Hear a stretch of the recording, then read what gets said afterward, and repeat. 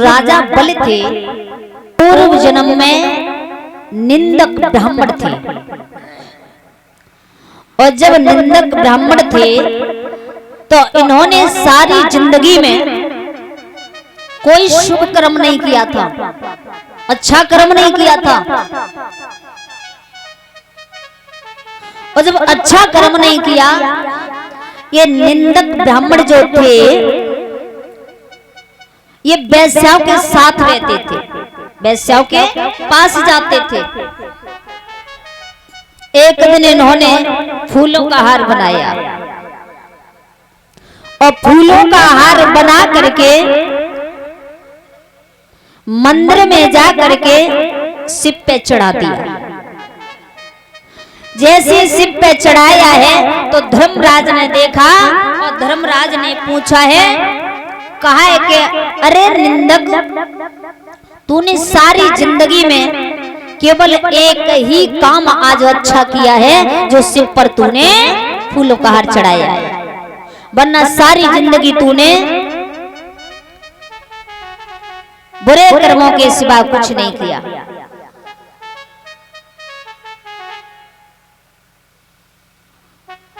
धर्मराज बोले हैं कि तूने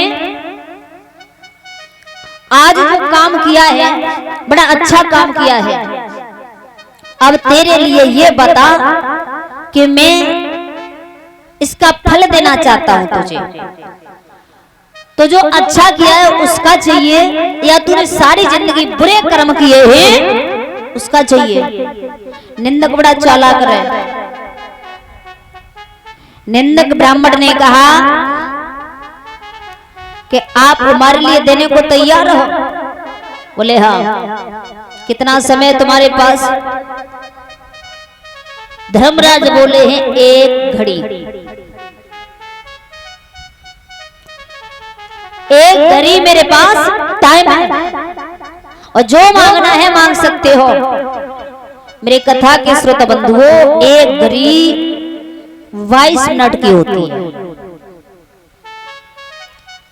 जब कहा कि 1 घड़ी में जो तुझे लेना है वो ले ले, मांग ले। जैसे ही मांगने को कहा है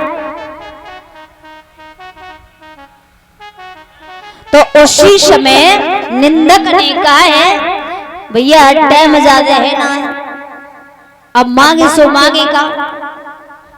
तो सोचा है और कि जो हमने बुरे कर्म करे हैं उसका तो दंड भोगने को मिलेगा, वो तो अवश्य मिलेगा, लेकिन अब जो अच्छा कर्म किया है इसका फल अभी की अभी हम ले ले तो अच्छा रहेगा।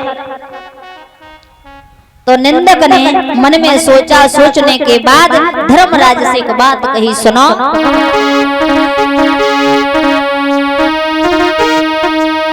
अरे सुनो भूपधर ध्यान, अरे जोर जाने डारे लाओले मन पे।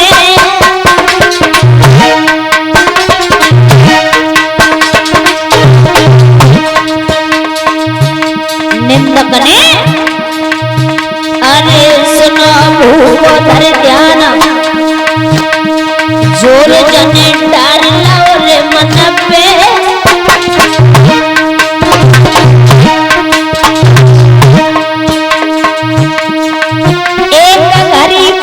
नाथ चढ़ाए दो वो इंद्रासन पे, एक घड़ी को नाथ चढ़ाए दो।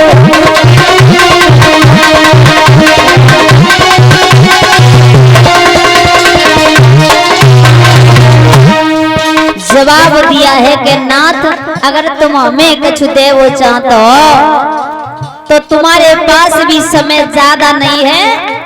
1 घड़ी के ही लिए मुझे इंद्र के पद पे, आसन पे बिठा दीजिए। धर्मराज ने इंद्र से कहा कि एक काम करो, तुम 1 घड़ी के लिए हट जाओ। तुमने ये क्या किया? जवाब दिया, मैंने वचन दे दिया है, तुम 1 घड़ी के लिए हट जाओ, इसके लिए बैठने दीजिए।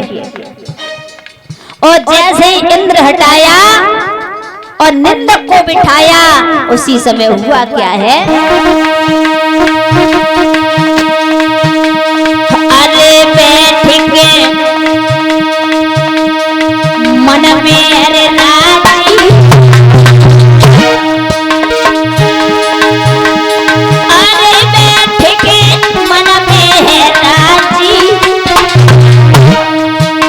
कोई हुक्म दियो फरमाए तेरे लिए सारे बाबा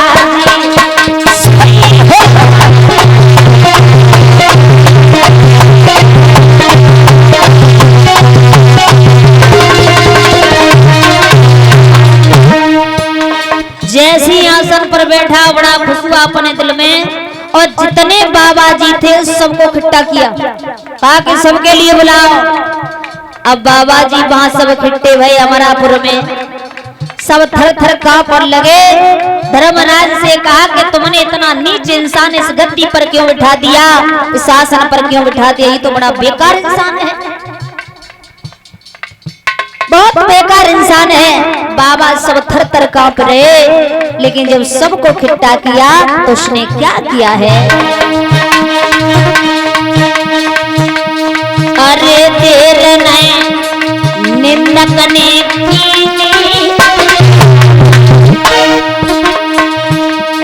अरे तेरे नए निंदक ने कीनी जितनी संपत्ति हल्दी दान में साधन को दीनी,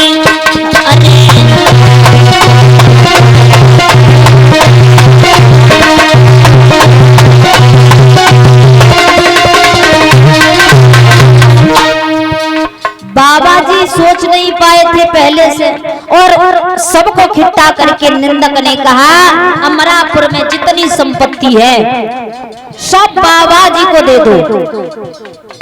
अब जैसी बाबा जी ने सुना तो जे लंबे लंबे पछोरा पे बिछाए, संपत्ति अब तो मिल गई हमारे लिए।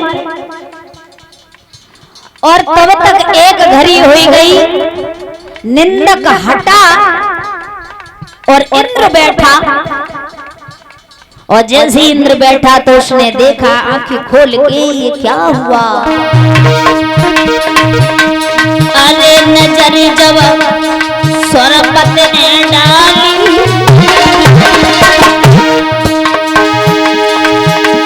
अरे नजर जब सरपत ने डाली,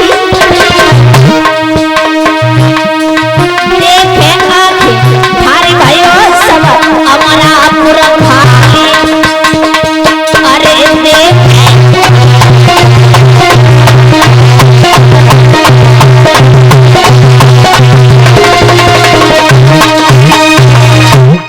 जैसे ही उसने देखा है अमरापुर पूरा खाली हो गया, और जब खाली हुआ है उसी समय निंदक को बुलाया और निंदक से कहा कि क्यों इधर आ, ये क्या किया। निंदक बिल्कुल दबा नहीं। मेरे कथा के श्रोता बंधुआ आप ये तो जानते हैं अगर एक बार प्रधान हो जाए गांव के तो वाली नए दोबारा हो जाए तो जो पहले के होते हैं उनका हक फिर भी थोड़ा बहुत रहता है, कह देते पूर्व प्रधान कह देते ना।